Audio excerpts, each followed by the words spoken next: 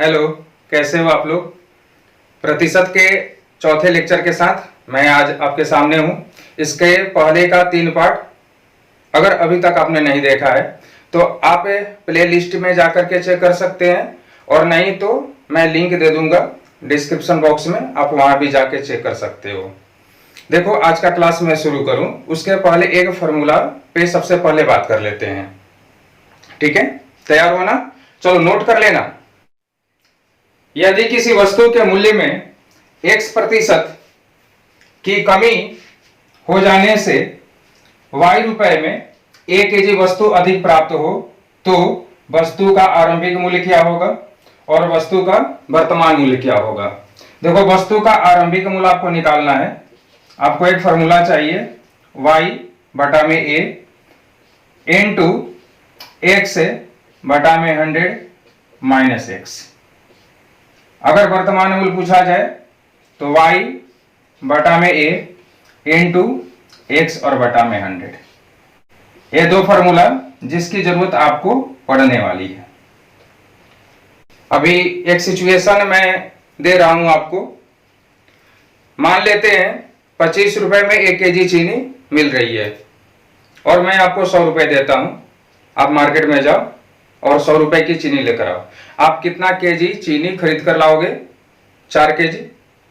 अब आप मार्केट में गए, लेकिन जब आप मार्केट में गए तो आपको पता चला कि नहीं, चीनी का मूल्य 20% कम हो गया है। अब 20% कम होने का मतलब अब कितने रुपए मिलेगा? 20 रुपए में 25 का 20% अगर निकाले तो 5 रुपया होता है, यानी 20% कम हुआ, यानी 5 रुपया कम हो गया। अब 20 रुपए में 1 kg चीनी प्राप्त हो रही है, तो 100 रुपया मैंने आपको दिया था, तो अब आप कितना केजी चीनी खरीद कर लाओगे? 5 kg पक्का। अब 100 रुपए तो पहले भी लगने थे और 100 रुपए तो अभी भी लगे, यानी वो 100 रुपया तो गया। लेकिन पहले 4 kg चीनी मिलता और अब कितना चीनी मिला? 5 kg। ऐसा क्यों हुआ बाबू? क्योंकि चीनी का मूल्य कम हो गया। यानी कि अगर इस घटना को मैं ऐसे लिखता, यदि चीनी के मूल्य में 20% की कमी हो जाने से 100 रुपए में 1 kg चीनी अधिक प्राप्त हो तो चीनी का आरंभिक मूल्य क्या होगा और चीनी का वर्तमान मूल्य क्या होगा। चूंकि आप जानते हो, अभी हम लोगों ने स्टोरी को क्रिएट किया है कि आरंभिक मूल्य हमें पता है 25 रुपया था, और चूंकि अब कम हो गया 20%, तो मूल्य क्या होना चाहिए? 20 रुपया। यहां पर इसका आंसर जो होगा यह 25 रुपया होगा प्रति केजी, और इसका आंसर क्या होगा? 20 रुपया प्रति केजी। लेकिन अभी जो फॉर्मूला मैंने दिया उसके द्वारा आंसर हमारा आ रहा है कि नहीं आ रहा है, ये हमें चेक करना है। मैंने आपको फॉर्मूला क्या दिया था? y बटा में a। y क्या था? तो रुपया। a क्या था? तो केजी को डिनोट कर रहा था, यानी यहां पर लिखेंगे 100/1 kg है। अच्छा, उसके बाद मैंने कहा था कि x और बटा में 100 माइनस x करना। x का वैल्यू क्या होगा? तो 20% कमी हुआ, तो 20 और 100 में से अगर x को यानी कि 20 को अगर मैं माइनस करूं तो बचेगा क्या? 80। आप यहां से कैंसिल कर सकते हो 4 बार में, और 4 से अगर 100 को कैंसिल करो तो कितना बार में कटने वाला है? 25 बार में। देखो तो आंसर मैच कर रहा है ना, जो स्टोरी क्रिएट किया था हम लोगों ने। अब उसी तरह से वर्तमान मूल्य अगर हमें निकालना होगा तो इसका फॉर्मूला अभी मैंने आपको दिया था, वहां पर भी 100 और बाई 1 करना पड़ेगा। फॉर्मूला में y बाई a मैंने लिखवाया था। अच्छा, अब यहाँ पे x बटा में 100, यानी x का वैल्यू तो 20 है, और बटा में 100, तो 100 से 100 को तो कैंसिल कर सकते हैं ना। बचेगा क्या हमारे पास? तो सिर्फ 20। तो देखो, ये भी आंसर हमारा मैच कर रहा है। बात समझ में आ रही है? अभी तो हम लोगों ने कहा कि मूल्य कम हो गया। मूल्य बढ़ भी तो सकता है, और मूल्य अगर बढ़ रहा हो तो पहले जितना वस्तु मिल रहा था अब उससे वस्तु क्या होगा? कम प्राप्त होगा। मूल्य बढ़ गया और जितना पैसे पहले लगा रहे थे अगर उतना ही पैसा अभी भी लगाएं, इसका मतलब है कि अब वस्तु हमें कम प्राप्त होगा। उदाहरण के लिए जो चीनी वाला एग्जाम्पल हम लोगों ने लिया था, अगर क्वेश्चन को इस तरह से अगर हम लोग बनाते कि पहले 20 रुपए में हमें चीनी मिल रही थी और अब 25 रुपए में मिल रही है, यानी कि 20 से 25 हो गया तो बढ़ गया। तो अब यहाँ पे अगर मूल्य अगर बढ़ गया, तो पहले 5 केजी चीनी मिल रहा था, तो अब स्थिति क्या होगा कि अब हमें 4 केजी चीनी मिलेगा, यानी पहले से कम हो जाएगा।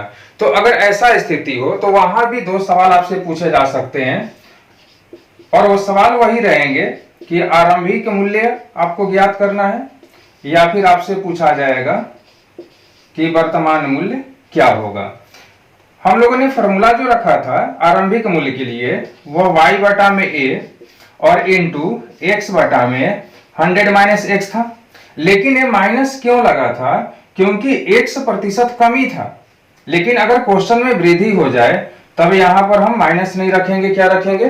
प्लस रखेंगे। अच्छा, वर्तमान मूल्य में कोई फर्क नहीं पड़ेगा। यहाँ पर y बटा में a और x बटा में 100 पहले भी कर रहे थे और अभी भी हम वही करेंगे, क्योंकि यहाँ पे प्लस या माइनस का कोई भी यहाँ पे आवश्यकता ही नहीं है। तो इसलिए फॉर्मूला में भी कोई परिवर्तन नहीं होने जा रहा है, यानी वृद्धि हो या कमी हो, वर्तमान मूल्य निकालने के लिए फॉर्मूला हमारा यही रह जाएगा। लेकिन आरंभिक मूल्य अगर हमें निकालना होगा तो अगर x प्रतिशत का कमी हो रहा होगा तो माइनस x लिखेंगे, और x प्रतिशत का वृद्धि हो रहा होगा तब यहाँ पे हम प्लस x लिखेंगे। ठीक है।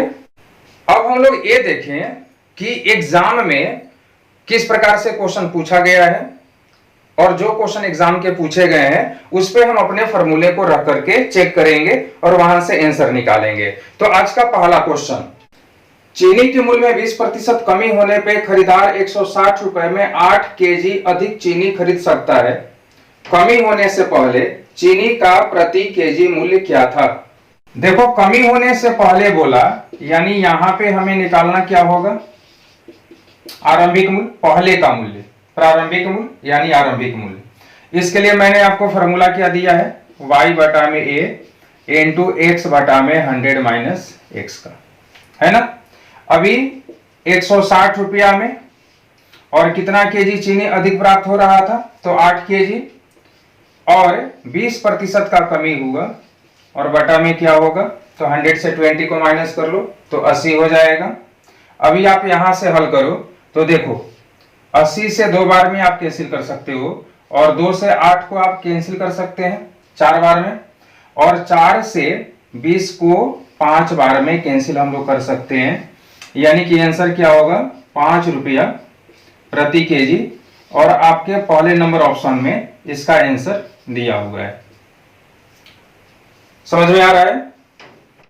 अगला क्वेश्चन है बाबू, गेहूं के मूल्य में 20% की कमी होने से ललिता 300 रुपए में 5 केजी अधिक गेहूं खरीद सकती है। गेहूं का आरंभिक मूल्य प्रति किलोग्राम, और ब्रैकेट में दिया है रुपए में बताना है, क्या था? यहां भी आपको आरंभिक मूल्य बताना है, और आरंभिक मूल्य बताने के लिए हमें क्या करना पड़ेगा? y बटा में a और x बटा में 100 माइनस एक्स। अब तो फॉर्मूला आपको याद हो गया होगा। 320 रुपए में कितना केजी? तो 5 केजी। 20% कम हुआ था तो 20 बटा में 80 लिखेंगे। अभी आप यहां से कैंसिल करो, आप 4 बार में कैंसिल कर सकते हो। 5 से 20 को भी 4 बार में कैंसिल कर सकते हैं, यानी 16 रुपया प्रति केजी आंसर होगा। अच्छा, यह क्वेश्चन बना बाबू, चावल के मूल्य में 25% की कमी होने पर कोई व्यक्ति 600 रुपए में 10 किलोग्राम अधिक चावल खरीद सकता है। चावल का प्रति किलोग्राम घटा हुआ मूल्य ज्ञात करें। देखो, घटा हुआ मूल्य का मतलब होता है वर्तमान। घटा हुआ यानी अब घटने पर कितना होगा। तो अब वर्तमान मूल्य अगर आपको निकालना है तो आपको फॉर्मूला मैंने दिया था y बटा a गुने x बटा में 100 का। अभी क्वेश्चन में दिया गया 600 रुपए में 10 केजी अधिक प्राप्त हो रहा है। क्यों प्राप्त हो रहा है? क्योंकि 25% मूल्य कम हो गया था, और बटा में क्या लिखना पड़ेगा? तो 100। आप यहां से कैंसिल कर सकते हो। देखो, अभी 2 जीरो मैं यहां से कैंसिल करता हूं, 5 से 2 बार में, और 5 से 5 बार में, और 2 से कैंसिल कर लेंगे 3 बार में। 3 और 5 का गुना करो तो 15 रुपया प्रति केजी। और देखो चौथा नंबर ऑप्शन में आपका आंसर दिया हुआ है। घटा हुआ मूल्य जब भी बोले जाए इसका मतलब होगा कि अभी वर्तमान का, अभी सिचुएशन आपको दिए थे ना, पहले 25 रुपया था, अब घट गया तो क्या होगा 20 रुपया, तो 20 रुपया घटा हुआ मूल्य भी कह सकते हैं और वर्तमान मूल्य भी इसे हम कह सकते हैं। तो घटा हुआ मूल्य अगर कहा गया यानी कि वर्तमान मूल्य हमें निकालना है, और वर्तमान मूल्य के लिए फॉर्मूला क्या होगा, y by A Guna x बटा में 100। एक और क्वेश्चन लेते हैं ऐसा, चाय के मूल्य में 10% की कमी होने से एक व्यापारी 22,500 रुपए में 25 केजी अधिक चाय खरीद सकता है। चाय का प्रति केजी कम हुआ मूल्य कितना है। कम हुआ मूल्य का अर्थ भी क्या होगा, वर्तमान मूल्य। कम हुआ मूल्य बोला जाए या घटा हुआ मूल्य कहा जाए, इसका मतलब वर्तमान होता है। फॉर्मूला क्या होगा, y बटा में a गुना x बटा में 100। देखो 22,500 रुपए में कितना केजी अधिक इसे प्राप्त हो रहा था, 25 केजी। अच्छा, मूल्य में कमी कितना प्रतिशत का होगा, तो 10% का। बटा में क्या करेंगे, तो 100 करेंगे। 2 जीरो तो यहाँ से कैंसिल कर सकते हैं ना, और 25 से कितना बार में, तो 9 बार में। आंसर क्या होगा, 90 रुपया प्रति केजी।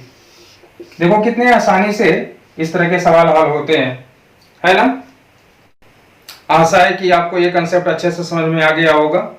देखो इस तरह के क्वेश्चन आपके पास चाहे जो भी बुक हो आप निकालो, और इस तरह के जो भी क्वेश्चन है आप उसको बनाओ, और बन रहा है कि नहीं बन रहा है आप कमेंट करके मुझे बताओ। ठीक है, मिलते हैं अगले वीडियो में। Thank you.